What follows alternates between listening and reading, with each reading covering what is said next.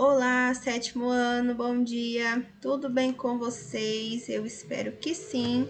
Nós estamos começando mais uma semana com aula de língua portuguesa. A semana começou ontem, mas a aula de língua portuguesa é só na terça, né? Pessoal, nós vamos encerrar aí a teoria do nosso livro de língua portuguesa. Vamos tratar agora sobre concordância verbal, né? E também o uso de cedilha S, dois S's. Bem, nós vamos encerrar a teoria do livro hoje, também vamos, do capítulo 6, né, melhor dizendo, e vamos também concluir a correção da nossa lista de revisão do terceiro bimestre, tá? E vocês terão aí todo o conteúdo, né, todo o material aí de revisão para você se preparar para a avaliação, tá bom? Provavelmente mais para o final da semana, antes de começarmos aí com as provas, vocês vão fazer algumas atividades sobre esses conteúdos que estão sendo vistos agora já no finalzinho, tá? Já tem na lista de revisão, mas para vocês reforçarem o entendimento e não terem nenhum problema no momento da prova, tá? Mas, a aula de hoje aqui, nessa aula, nós teremos teoria, explicação, com base no livro de língua portuguesa, tá? E não deixe aí de corrigir a sua lista de revisão, não deixe de fazer todas as suas atividades, se estiver faltando alguma, agora é a hora. Nós já estamos aí encerrando o bimestre, tá? Já é a última hora, já é o final do bimestre, então é agora ou nunca, tá? Vamos lá.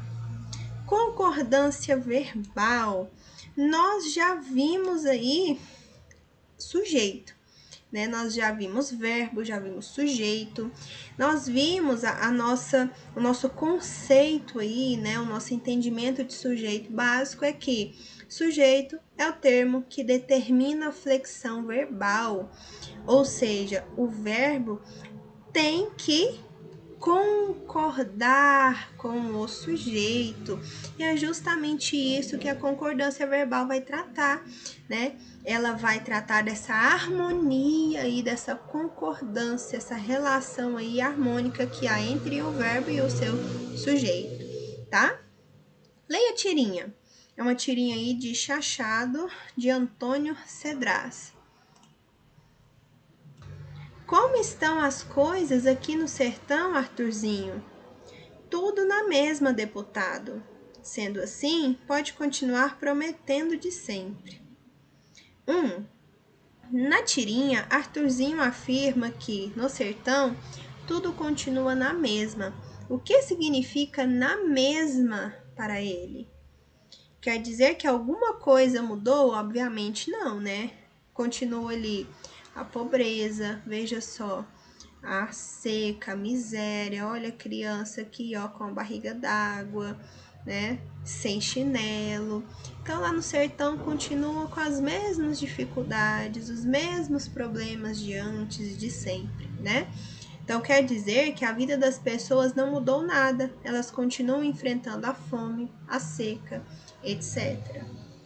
O deputado da tirinha é um homem honesto? Explique. Veja só, aqui nós temos um deputado todo de terno, gravata, né, maletinha. Se continua na mesma, se continua fome, seca, doença, enfim, sem recursos, quer dizer que ele é honesto? Claro que não, porque no momento de ser eleito, os políticos, seja deputado, prefeito, né, governador, enfim, eles costumam prometer muito, né? Geralmente acabar com a fome, acabar com a seca, no caso lá no Nordeste, né, que é algo muito grave, acabar com o desemprego. Então, se tudo continua na mesma, quer dizer que ele não cumpriu o que ele prometeu, né? Então, não, ele não é honesto, pois ele não cumpre o que promete aos eleitores. Qual é o sujeito do verbo estar no primeiro quadrinho? Como estão as coisas aqui no sertão, Arthurzinho? Veja só, o verbo estar, aqui estão. Qual seria o sujeito? O sujeito, neste caso, não está antes do verbo, tá? Está depois. As coisas é o termo que determina a flexão verbal. Então, às vezes, nós temos que tomar esse cuidado, tá bom? O verbo nem sempre, o sujeito nem sempre vai estar antes do verbo. Nós temos que identificar, seja onde esteja ali, o termo que está determinando a flexão verbal. O verbo estar ali está no plural, estão, porque para concordar com as coisas, tá bom? Então, as coisas é o sujeito aqui desta fala, aqui no caso desta oração. Como podemos formalmente identificar o sujeito de um verbo? Como eu disse, você vai identificar ali o termo que está determinando a flexão daquele verbo, né? Por meio da desinência verbal. O verbo ali está no plural, aí nós vamos identificar, né, o termo ali a qual ele se refere, que está determinando essa flexão. Por que ele está no plural? Por que ele está no singular? Por que ele está na primeira, na segunda ou na terceira pessoa? Existem casos em que não é possível identificar o sujeito por meio da desinência verbal, como nas orações reduzidas e nas silepses de pessoa.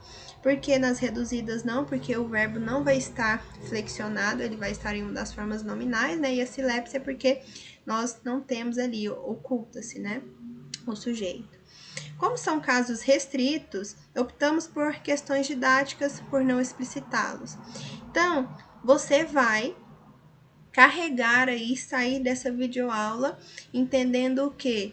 Que nós conseguimos identificar o sujeito, observando o verbo, observando ali a sua flexão, o termo a qual ele se refere, esse termo ali que está determinando a sua flexão, ok? Aprenda mais. Terceira do plural. Na música Terceira do Plural, dos Engenheiros do Havaí, há uma crítica em relação aos indivíduos ocultos que controlam a sociedade, engenhosamente construída a partir de um recurso gramatical. No decorrer da letra, o pronome eles é usado em várias afirmativas acerca das problemáticas geradas pelo sistema capitalista. Havendo o ápice das ideias resumidas no refrão: quem são eles? Quem eles pensam que são? Apesar de a letra não explicitar o sujeito a quem o pronome se refere, fica subentendida a postura inconformada do eu lírico diante da manipulação exercida por eles, esclarecendo ao público o referente sem a necessidade de revelá-lo. Analise o emprego da terceira pessoa do plural nos versos a seguir. Eles querem te vender, eles querem te comprar, querem te matar de rir, querem te fazer chorar. Quem são eles? Quem eles pensam que são? Então, quando nós trabalhamos, né, os tipos de sujeito, nós vimos que há um tipo de sujeito que é oculto, né? Quando nós não temos ele ali expresso, mas pela desinência verbal nós conseguimos identificá-lo. Não é o caso aqui. Nós temos o eles, mas eles não são ali apresentados, né? Quem são eles? Quem são eles, né, que querem te vender, te comprar, te fazer chorar? Certo? Então, aqui, veja só, é uma crítica feita, né, pelo Humberto G. Singer, né, terceira pessoa do plural. Muito interessante a utilização aí da língua e desse tema aí nosso, né, de sujeitos de forma muito interessante, né, muito válida. Continuando aqui. Como vimos, para identificar o sujeito de um verbo, basta analisar a desinência verbal, pois o verbo concorda em pessoa e número com o sujeito ao qual se refere. Esse é o princípio básico da concordância verbal. Então, qual é o princípio básico aqui da concordância? Você pega um marca-texto, um lápis e marca aí, né? Analisando a concordância, a desinência verbal, né? Nós vamos identificar o sujeito, porque há a concordância, né? Concorda em pessoa e número com o sujeito ao qual se refere. Exemplo aqui que nós temos.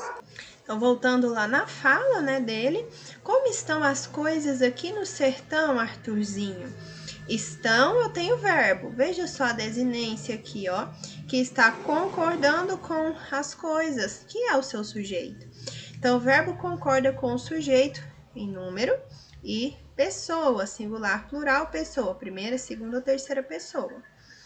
Assim, podemos formular as regras básicas da concordância verbal.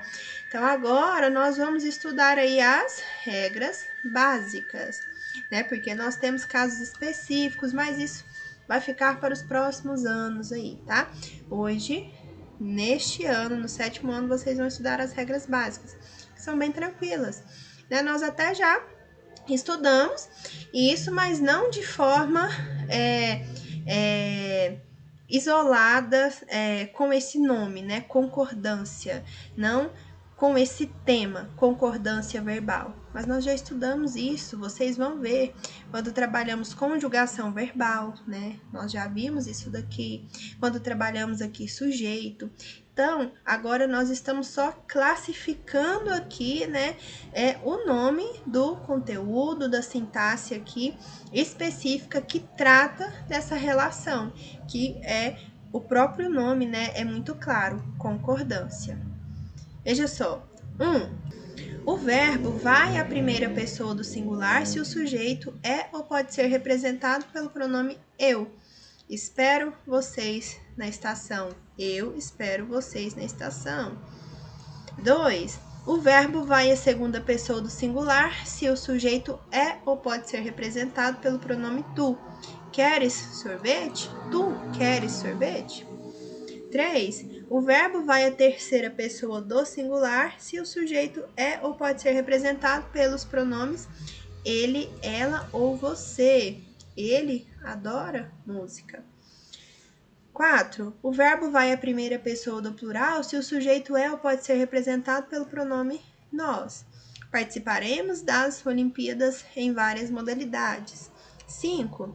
O verbo vai à segunda pessoa do plural se o sujeito é ou pode ser representado pelo pronome vós. Emprego raro, mesmo na escrita formal. Vós precisais de ajuda?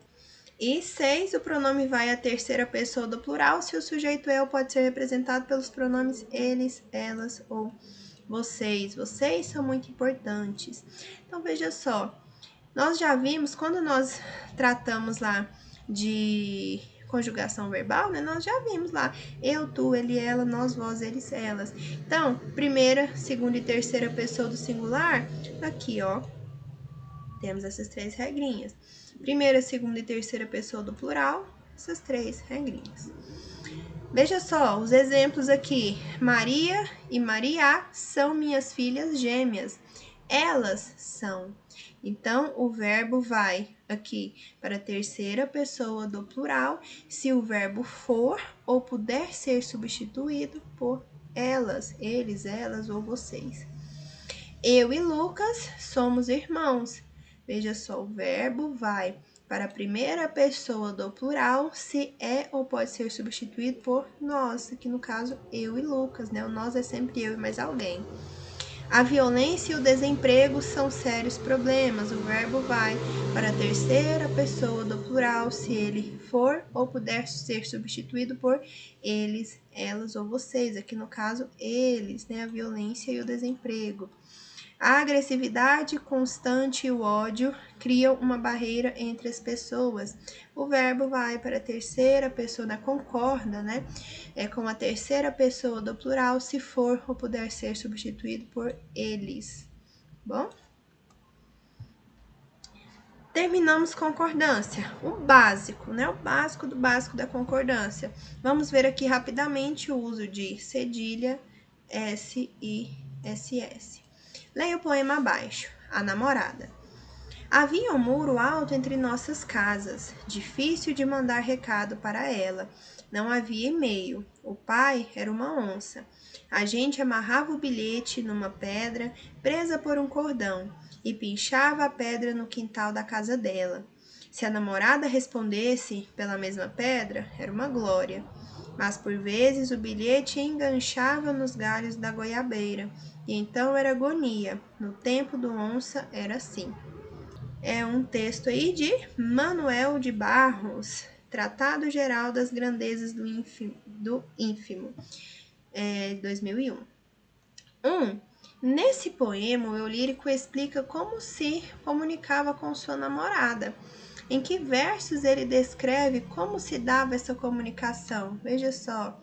A gente amarrava o bilhete numa pedra presa por um cordão e pinchava a pedra no quintal da casa dela, né? E aí, se ela respondesse, né, pela mesma pedra, era uma glória. Então, veja só, nós temos 1, 2, 3, 4, 5, 6, 7, 8, 9, 10, né? Do 6º ao 10º verso, ele fala aí dessa comunicação. Que versos justificam a necessidade de se comunicar assim? Veja só, por quê? Porque não tinha e-mail e o pai era uma onça. Então, nesses dois versos, né, no 4º e no 5º, em que versos o eu lírico deixa claro que os fatos narrados se passaram em uma época diferente dos dias de hoje. Veja só, no tempo da onça era assim. Quando falamos no tempo da onça, né, refere-se a um tempo muito passado, né, bem antigo. Então, no último verso aí nós identificamos isso, né? Leia os versos a seguir. O pai era uma onça, no tempo da onça era assim. Nós temos aí onça destacado, né? Foi utilizado aí 2 vezes. O pai era uma onça e no tempo da onça era assim. A palavra onça está empregada no sentido real ou figurado? Figurado é aquele que não é o literal, né? Não é o real. Em ambos os casos aqui, é figurado, tá bom? Então, qual é o sentido da palavra onça em cada verso? O pai era uma onça, o pai era muito bravo. E aqui no tempo da onça, porque é um tempo muito remoto, antigo. Agora, confronte as palavras a seguir. Difícil, onça, saída, assim. Veja só, nós temos marcados aqui o C, o cedilha, o S e 2 S, né? SS. Você reparou que o som do C em difícil é representado por cedilha em onça, por S em saída e por SS em assim? Pessoal, o som é o mesmo. Veja só, difícil, onça, saída, assim. O som é o mesmo, mas ele é representado ali por letras diferentes, tá? Então, veja só, pois é, em alguns casos esse som pode se confundir quando devemos reproduzi-lo na escrita. Então, observe as dicas abaixo. Nós temos aqui algumas dicas para você utilizar aí corretamente o cedilha, o S, né, e 2 S, SS. Uso de cedilha. Em palavras de origem indígena africana ou árabe, como açúcar, que é árabe, caiçara, indígena, açaí, indígena também. Em substantivos, na terminação, são quando estes se originam de verbos terminados em ter, ti, de, mir, e que mantêm essas terminações, contenção, conter, abstenção, abster. Na terminação são em substantivos originados a partir de verbos que não terminam em ter, tir, der, mir. Disposição, verbo dispor. Composição, verbo compor. Reparação, verbo reparar. E escovação, verbo escovar. Veja só, temos aqui algumas regrinhas da utilização do cedilha. Nós vamos ver abaixo do SS e mais abaixo o S. São poucas regras, mas um detalhe que eu quero falar aqui com vocês. Nós, na gramática, nós encontramos essas regras, encontramos a justificativa porque tal letra foi utilizada ou porque tal termo é assim, só porque aí entra a importância de nós conhecermos a língua, da nossa leitura, porque isso é com a leitura e com a própria escrita que você vai sabendo, acaba que você sabe automaticamente, tá bom? Então, a leitura, uma das, né? Porque a leitura tem diversas funções. Uma das funções da leitura é você enriquecer aí o seu vocabulário, é você conhecer as palavras, o léxico da língua, tá bom? Da sua língua, no caso, a língua portuguesa. Então, leitura é fundamental. Você acaba não tendo muitas essas dificuldades, tá bom? Você não precisa saber se a palavra tem uma origem indígena, porque eu já sei, eu vi em tal lugar, li em tal livro, ou li no e-book que tal palavra se escreve assim, então é com cedilha, tá? Vamos aqui ver as regras do SS. Na terminação são, em substantivos originados dos verbos terminados em der, dir, ter, ti, mir, nos casos em que essas terminações desaparecem na formação dos substantivos. Cessão, ceder, agressão, agredir, intromissão, intrometer, transmissão, transmitir, compressão, comprimir. Sempre antes de vogais e nunca depois de consoantes, tá? Assado, amassado, necessário, passar. Então, é uma regra fácil aqui do SS. Ele vem sempre depois de vogais e nunca depois de consoantes. Uso de S nos substantivos originados dos verbos terminados em der, dir, ter, tir, nos casos em que essas terminações desaparecem na formação do substantivo e o S aparece depois de N ou R. Ascensão, do verbo ascender, conversão, do verbo converter, diversão, do verbo divertir. Na terminação ense, cabofriense, recifense, paranaense, fluminense, goianiense. É importante notar que nem sempre o uso dessas letras segue uma regra específica. Na verdade, o que determina a forma escrita de uma palavra é a sua origem.